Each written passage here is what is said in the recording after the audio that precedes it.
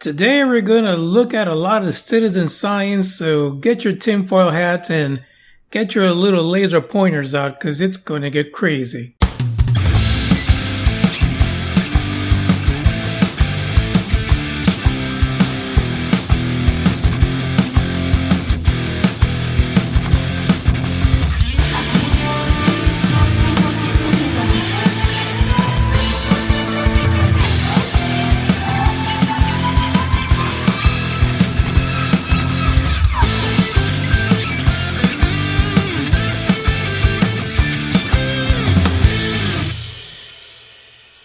Welcome to UFO Report number 32. My name is Manny Moonraker and I'm here with you today to talk about some citizen science efforts and how you, the regular blue-collar guy that has nothing better to do, can help out NASA lick your finger, stick it in the air and let them know what the temperature is like where you're located. So thanks to Jeff, our faithful science guy, and I think that's going to be Jeff's new name, Jeff the Science Guy. Not like Bill Nye, but he's Jeff. He's Jeff the Science Guy, and Jeff posted a link from Popular Mechanics on the UBR Truth Seekers Facebook group. And again, if you haven't had a chance to, just join the group so you can get a head start on some of this madness, which we know as science, as it intermingles with ufology in certain places. So Jeff added this link to Popular Mechanics, and I just happened to be perusing through the group over the weekend. And the article is titled, NASA Needs Your Help During the Eclipse. It's a great story. So basically, just like back in the day when NASA had this whole, when SETI had people doing their dirty work using their computers to kind of decipher all the data that they were collecting from their listening activities, NASA is doing the same thing, and they're asking the public in the United States to download an app, whether it be for Apple or Android. And basically what you are to do, if you are up to it, you may or may not have the time, but I can't imagine that anyone's going to be working on this day when we're under an eclipse. NASA would like for you to take a moment during the eclipse and go outside and download this app and record temperatures and basically what the cloud cover looks like during the eclipse. I don't know what the deal is with this because I think that there's quite a bit of data already coming from your local news stations and things like that have all these gadgets getting temperature data, but I guess NASA thinks that we are much better than any skilled computer system or meteorologist in your area. So you download this damn app and you basically are going to be out there eclipse watching, and since you're looking up to the sky anyway, you're going to let them know what the cloud cover looks like. So they really want to know what happens to the weather when an eclipse happens. So the article is cool. It gives you the link to download this. But there was one thing missing from this article. Somehow, the brain trust at Popular Mechanics decided not to include the date that the actual eclipse is supposed to happen. When I looked at this, I was like, God damn, I missed the freaking eclipse and I didn't even know it. Well, guess what? You're lucky that the Moonraker was on the job because I found another article from the online news publication called Vox, VOX. Now, their article actually has an app in it, which lets you know not only at what time the eclipse is going to happen over your part of the country, it's also going to let you know how much of an eclipse it will be. There's only about a 70-mile stretch of people in the U.S. that are going to see a total eclipse. Everyone else is going to see a partial eclipse. For me here in Texas, I'm going to see 76% of the sun blocked by the moon. The cool thing about this app is that it actually tells me if I feel like not working that day, I can actually just take the day off, call in sick or something like that, travel 434 miles northeast so that I can enjoy a total eclipse of the sun. I'll have to pencil that in. That might be a great idea. Hopefully no one where I am employed will hear this. But the eclipse will happen on Monday, August 21st. And for where I'm at, it'll happen, I think about 1 p.m., somewhere between 12 noon and 1 p.m. There'll be a total eclipse. I doubt anyone's going to be at their desk at that time. Let's all take lunch all together at the same time and stand outside.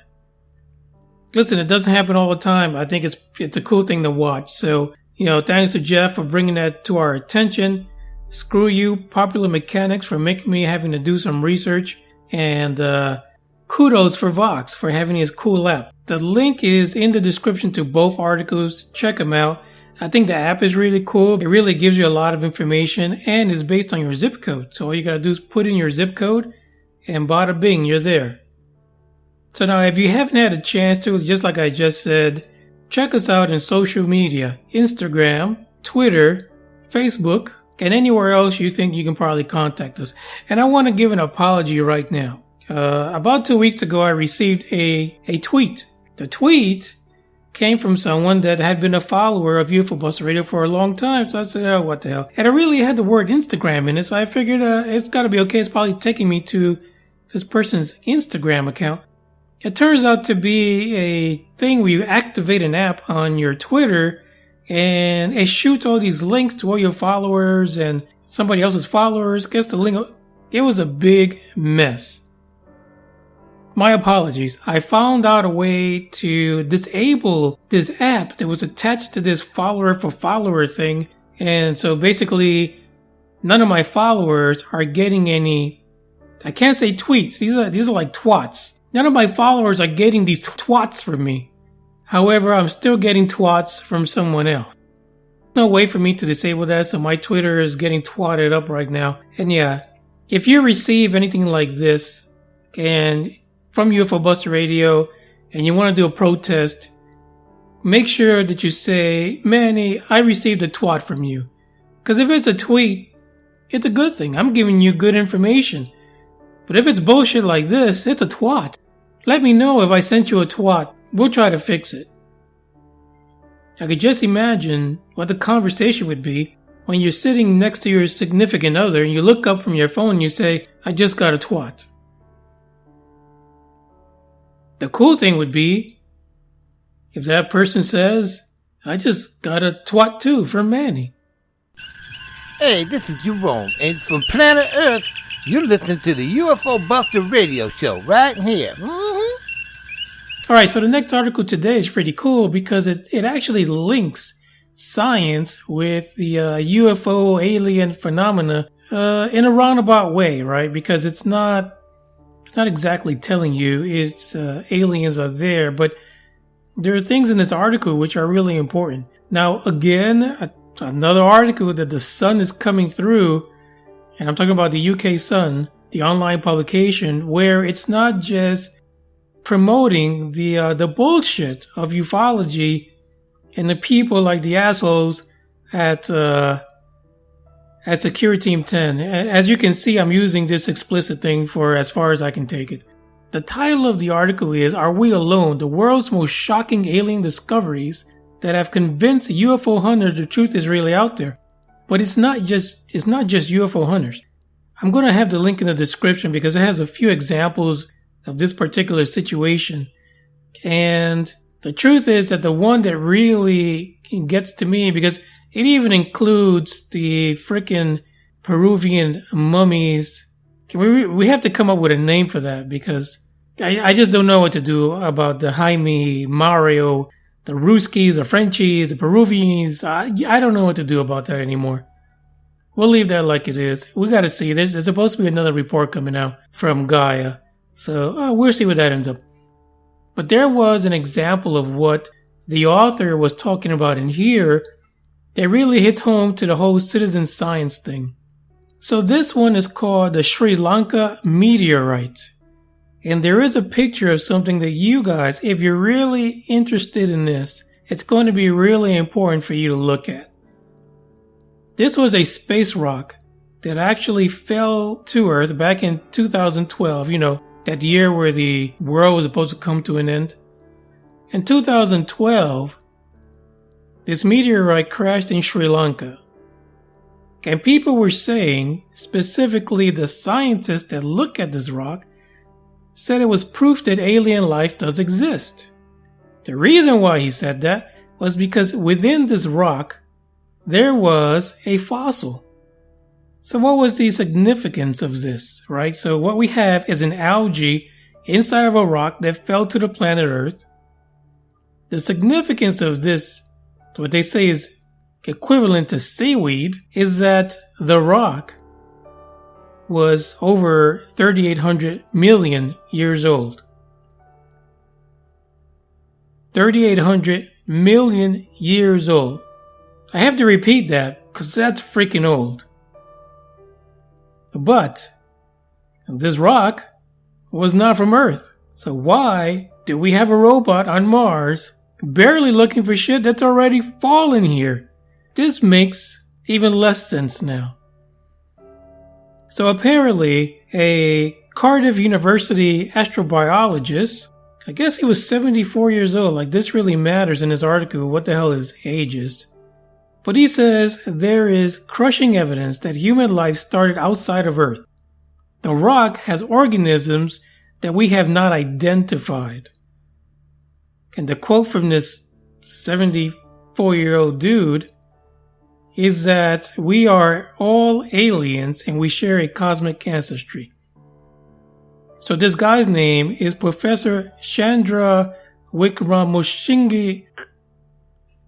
I butchered that, but I don't. It's like you need a fucking universal translator for this. I don't understand this. Anyway, he examined the 2-inch rock that crashed in a fireball. Can you believe somebody is actually pressure washing right now while I'm recording my flipping episode? This is ridiculous. This is crazy. Like, don't they know I'm recording right now?